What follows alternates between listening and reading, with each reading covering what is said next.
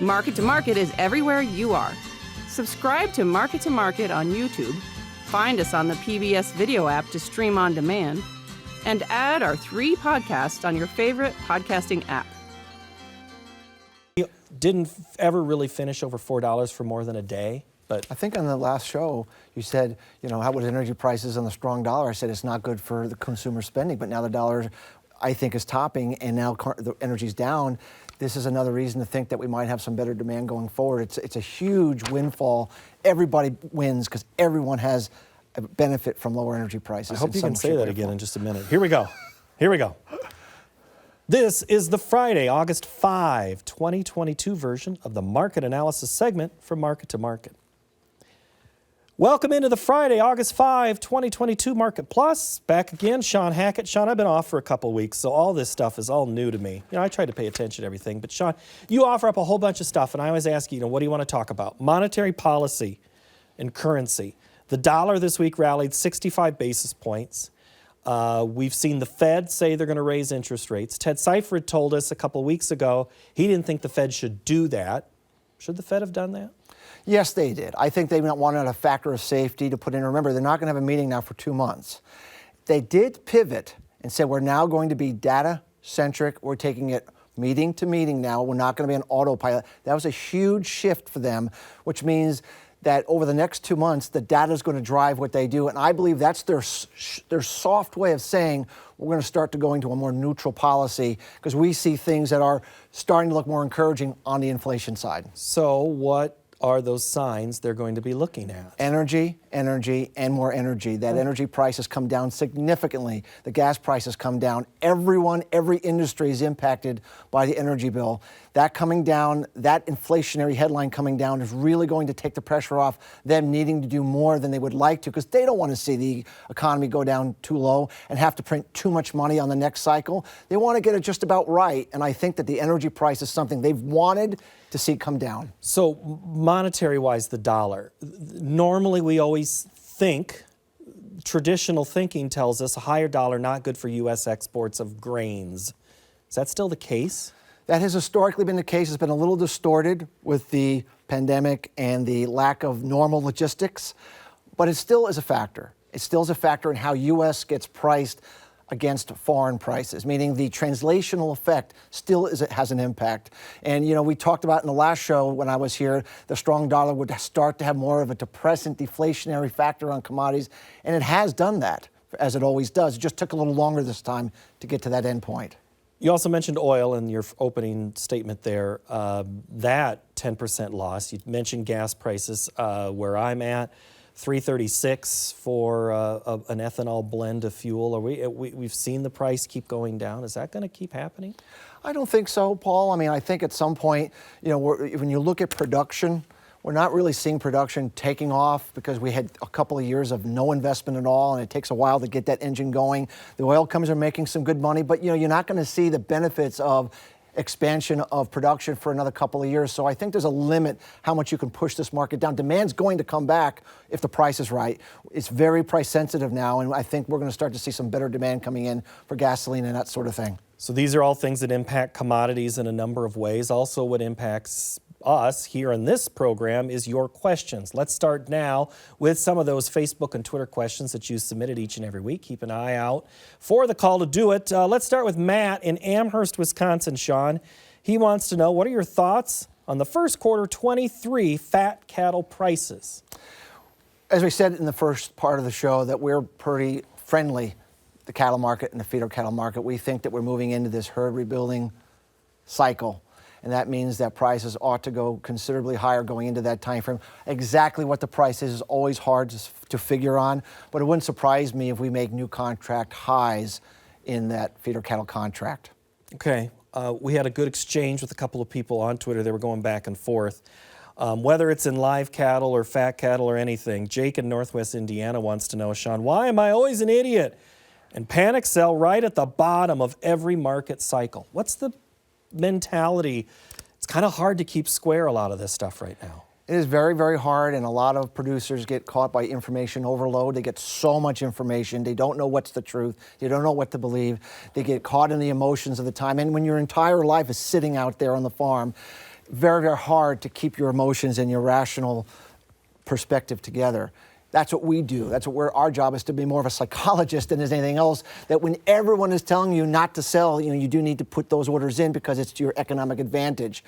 I'm not saying it's easy, but you have to. If you're someone that always does that, then try doing something different. Even if it's just 10 or 20% of your sales, just force yourself to do something different than you normally do and start feeling better about taking action when you don't want to. Maybe it'll turn the trend around for those that have that issue.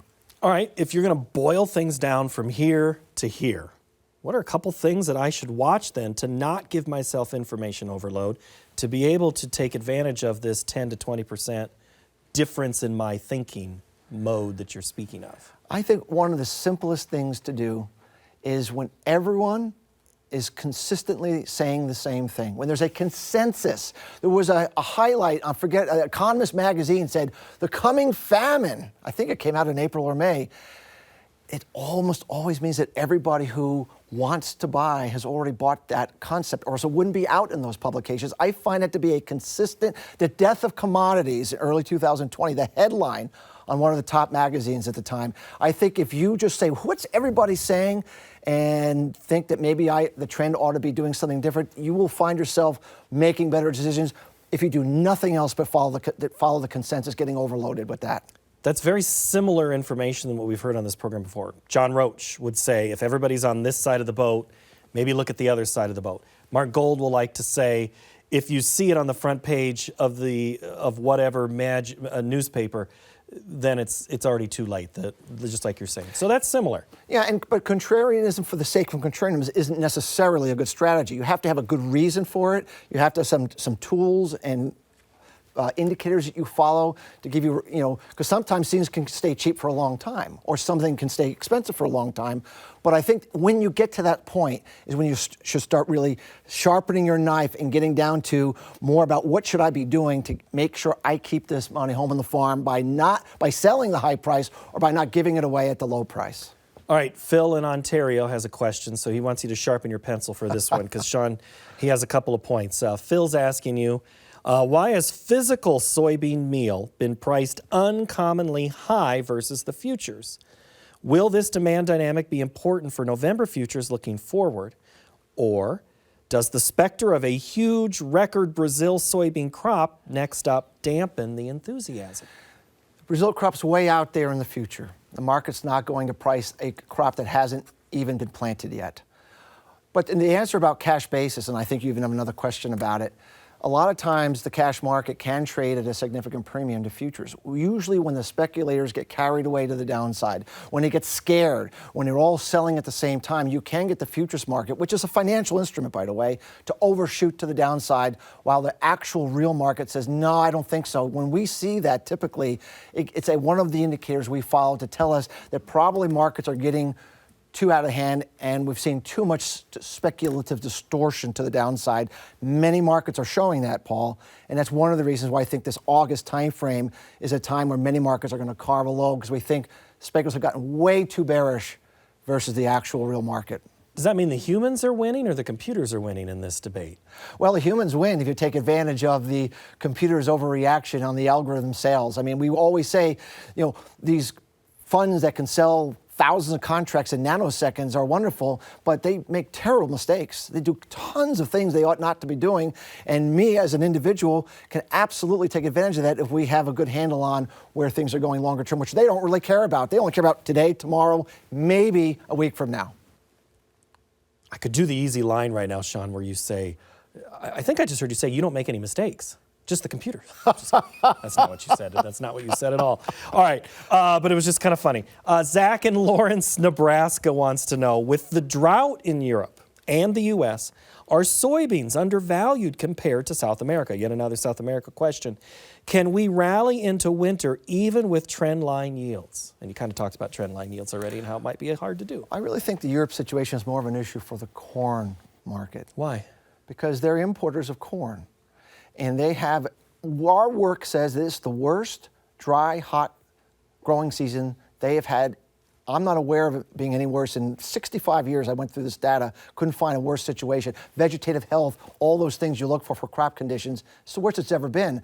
They're going to be a massive importer of corn to satisfy their needs to feed their animals and industries.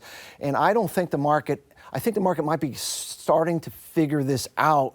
And it's not going to be a small amount of corn they're going to need. It's going to be quite a bit. It's going to be hard in Europe this winter because there's all the story of, again, maybe I'm buying too much into big headlines of, the products of energy that the Germans took from Russia that they're trying to hold fast. Europe's going to be a tough place, it sounds like, in the next 6 to 12 months. It's going to be a tough place. If their dream is to get to 80% LNG or natural gas storage, maybe. That's a stretch. And, if they have even a normal winter, you start running the numbers, and it's really not a good situation. They've been dealing with $30, $40, $50 LNG the last couple of years. We get worried about $8 natural gas, and we think that's crazy. And think of it being that much more. I think they are in for a lot of issues. Three things to close. Let's start with Doug and Thornton. Are commodity futures truly representing true price discovery with the inverted basis bids for cash grain? It seems basis is determining price more than the board price right now. Well, basis always determines the price, but remember, the futures market's job is to determine the present and the future. So it's a combination of current fundamentals, current prices, and future prices. That's why they call it a futures contract. And so sometimes, as we said earlier, the futures market can get too carried away on being too bearish in the future, and they strip out what's actually going on the ground. That is an advantage for the physical buyer who can take advantage of those times when sometimes the futures market is overplaying it, and you can get an economic advantage. I said we talk about dairy. Right now, I think you said this week that looks like, again, another one of those bottoms in August. We do. Chinese demand is huge for the dairy market. I mean, without Chinese demand, there is no dairy market. GDT prices, international prices have been falling because of the shutdowns. Demand down 20% over the last couple of months, but that is old news. Okay, as we close, real quick, you were a little more bearish in April. Am I picking up more sunshine? Shawn is back? I'm very, very friendly. Most ag markets right now, most commodity markets right now. I think this August timeframe, when we look back, we'll look back and say this was an important bullish turning point for some better times into the end of the year. I really feel strongly that as bearish as I was back in late April, I'm feeling much as friendly now to the markets with everything that I see.